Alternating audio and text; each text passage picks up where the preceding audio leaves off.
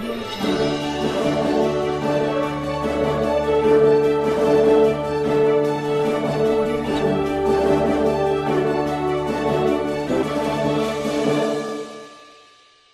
तालुक्याच्या पूर्व भागात दुष्काळाचे तीव्र सावट असताना पिण्याच्या पाण्याचा प्रश्न हा ऐरणीवर आला आहे।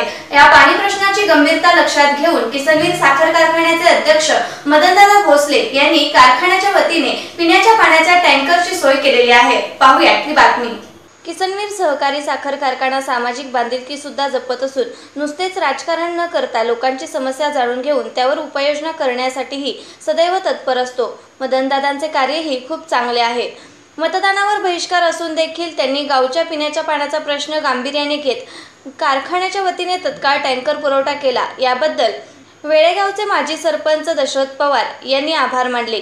सदरच्या टँकरमुळे लोकांना पिण्यासाठी पाणी उपलब्ध होणार आहे। तसेच सदरचा टँकर हा दररोज संपूर्ण दिवसभर वेळेगावातच राहणार असून त्याद्वारे अन्य ठिकाणाहून पाणी वाहून आणण्यासाठी त्याचा उपयोग करावा व पाणी प्रश्नावर उपाययोजना करण्यात याव्या असेही मदनदादा भोसले यांनी स्पष्ट केले।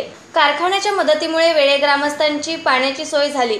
त्यामुळे सर्व ग्रामस्थांच्या वतीने दशरथ पवार, एकनाथ पवार, अशोक ननावरे, बाबासो पवार, दत्तात्रय पवार यांनी कारखान्याचे अध्यक्ष मदनदादा भोसले व सर्व संचालक मंडळाचे आभार मानले।